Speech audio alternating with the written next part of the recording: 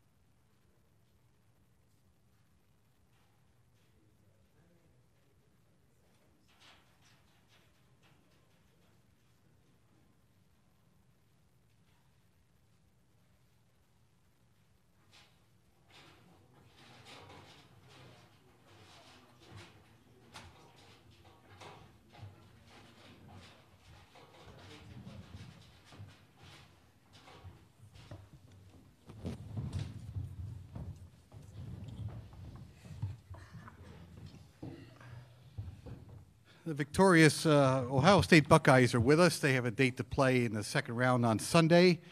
Caleb Wesson, Keyshawn Woods represent the student body. Chris Holtman's the head coach, and we're going to ask him to make a statement on the game, and then we'll have questions for all three members of Ohio State. Chris, please. Listen, it was a whale of a game, that's for sure. Players win games, and our guys stepped up and made so many key plays against an Iowa State team that's had a terrific season. We've got tremendous respect for Steve and their program and how talented that group is. So to beat them as well as they were playing is a great credit to our guys. And we know we have another tremendous challenge here and short turnaround, but we're excited to be a part of this thing, that's for sure. So, thank you. Questions? Start right there. Thank you. Chris Collingadan, SGSR. This Iowa State team averaged over 77 points per game this year. They were one of the best teams in the country in offensive efficiency. How were you able to hold them to what you did, and what did you do on defense that made the difference? Well, I think our guys, we did struggle a little bit in the second half. They got it going in the second half, and that's a credit to them. But I just think our guys were really locked into what we were trying to do against them in terms of our game plan, and they really, really committed to it. And I thought, we had some really important plays at the rim too. Caleb and other guys were able to impact some shots at the rim. We just, I thought, played really hard and really committed to trying to make it difficult for them. They're one of the best offensive teams in the country, so it was a big challenge. For the players, you guys held them without a field goal for almost 10 minutes of the first half. Can you describe how you did that stretch and what you remember from it defensively? Caleb first, please. It just came down to our preparation. While we were preparing, we were worrying about their offense and how high volume their guys were. So just focusing in on that really helped us. Same thing Caleb said. Our preparation really got us ready for that mark when we held them from scoring, and just our communication on the court as well. Like we was really locked in for those 10 minutes, and now we just got to do it for 40 next game.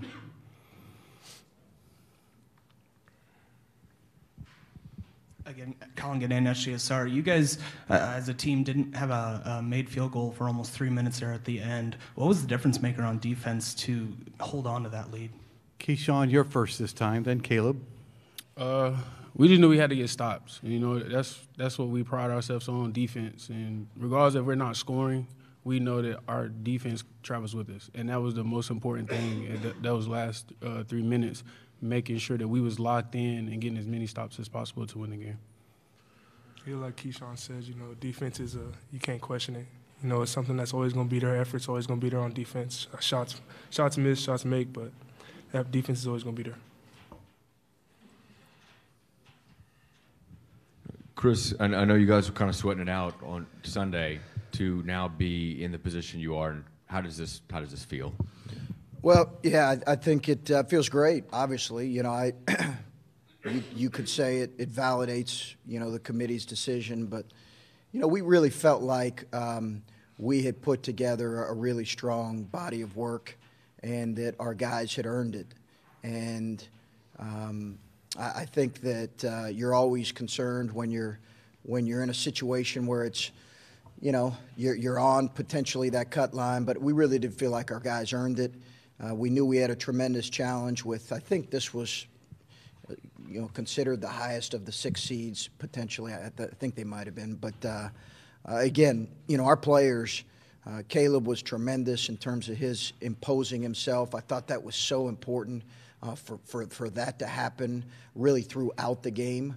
If he didn't impose himself physically, I thought we could really struggle just to keep pace with as high octane as they are. Right in front. Chris, I know you just won the game. Some early thoughts on Houston? One of the best teams in the country. I think I've thought that all year. I've had a chance to watch them a little bit just because I admire how they play, how hard they play, how connected. I know they're a veteran group. They're one of the elite teams in the country. follow up on some thoughts about Kelvin Sampson's job he's doing. Hey, he's tremendous. I think he's won everywhere he's been. You know, he's really won everywhere he's been.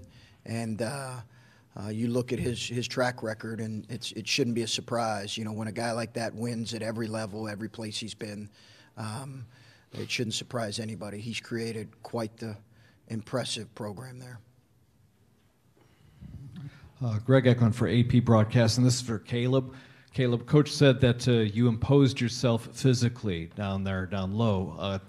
Can you add to that and also speak to whether you sensed that they were getting frustrated trying to guard you in the low post? Yeah, like you said, I imposed myself because of my preparation.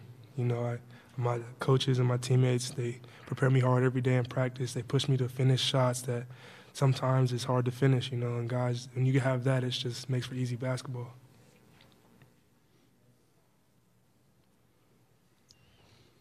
Go. This is for Coach. The Big Ten was 7-1 in the first round. Can you address that success rate? You know, you're careful to, you know, talk too early. There's a lot of tournament left to be played. We've certainly played well in these opening days, and played well against really quality teams with great matchups. But it's the best league I've ever been a part of this year in the Big Ten. It's the best league I've ever been part of from top to bottom. I can't explain how difficult it is to play on a given night. And when you're playing now 20 of those games, you're going to have losses. So the whole idea of, well, you know, this group's sitting with this loss, and, you know, in some cases it is apples and oranges compared to some other leagues. Now, obviously, we played a team in today from another outstanding league. But it is just, I think the league has genuinely prepared us for this moment as it has all the other teams. Anything else for the gentleman from Ohio State? Okay. Thank you very much. See you Sunday.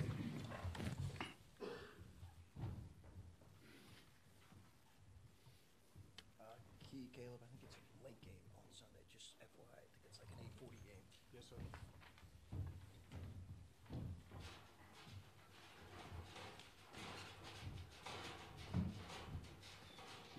Good job.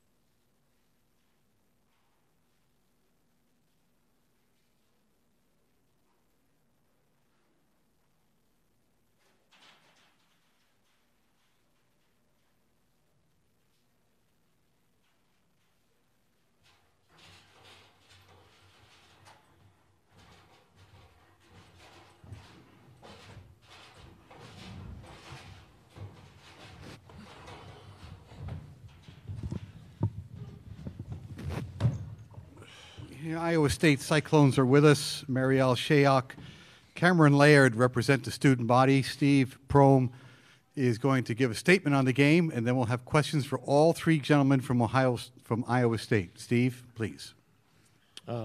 First off, congratulations to Chris and Ohio State. Terrific job tonight. I thought they, were able to keep the game at the pace that they wanted for a couple different reasons, but give them a lot of credit and good luck going forward. I'm really proud of our guys. Obviously, I don't think tonight was our best night, and Ohio State had a lot to do with that. But the finality of a season, when you invest so much with each other, sucks. It just does, and there's no perfect speech. Or we got three seniors that will lose. Mariel's up here right now, but Nick Weiler-Babb and then Zoran Talley, and it's hard to say goodbye, especially, like I said, when you share so many moments together. This team had a lot of great moments this season, and you'll be able to reflect on that in a couple weeks, to where between suspensions, injuries, midseason injuries, having a tough 3-week stretch where everybody wrote us off, and then went to Kansas City and had an unbelievable weekend. We just weren't good enough tonight. We still had opportunities down the stretch. We just couldn't get it done. But I hate it for these guys because the finale came a lot quicker than I was thinking. I really thought we had a chance to do something. First question's right back there.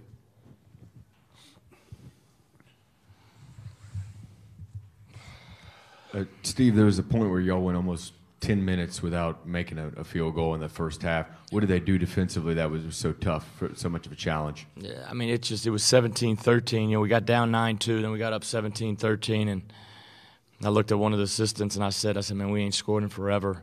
I think a little bit was on them. I think a lot of it was on us too, from a standpoint of pace, shot selection, ball movement. I thought we kind of got back to being a little bit stagnant. We didn't move bodies like we needed to, and I thought we turned down some good looks to take tougher looks.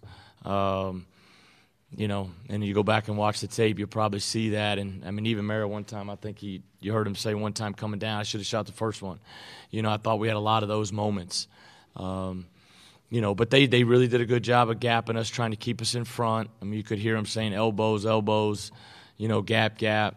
We try to drive and kick a lot, and when it's really effective, it's tough to guard, especially when you're making shots. But, it wasn't a great offensive night. We competed defensive for the most part. The last couple minutes, though, rebounding really bothered us down the stretch.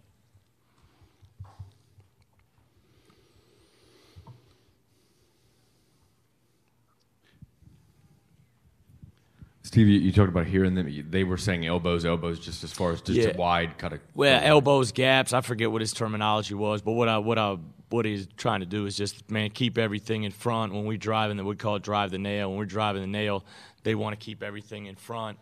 But that's why we really got to space, and you'll have to look at the tape to see how good the spacing was, to where we can drive and kick and attack, and and there was a couple, tough plays where, we turned it over one time on one of those actions, and they were able to convert 2 free throws. That was a big possession. But, you just hate it. You want to be if you get beat, you want to be at your best. And like I said, credit Ohio State from defensively being able to keep the pace the way they wanted. We just weren't able. You got it 17-13, and that kind of sped it up a little bit. But then we went, like you said, through that one drought, and that killed us. But we still had opportunities. We got it to 1 in the second half, and I think maybe took the lead by 1. I don't know if that's right or not, but they came right back and scored with Wesson. This is for Mariel. Final couple of minutes, you guys are right there. What did you see as the difference in those last 2 minutes? They got crucial offensive rebounds that really kind of sucked away our momentum. Like you said, we were right there, but we just couldn't execute down the stretch. Right here, Karen, right in front of you. Hello. Greg Eklund for AP Broadcast for Cameron. Can you describe or put into words the battle down low with Wesson? I mean, he's a good player. He just came more focused than us tonight. And We weren't bought into the details that coach was telling us and not giving him easy angles to catch it around the rim and all the little things, and he did that tonight, so they got the win.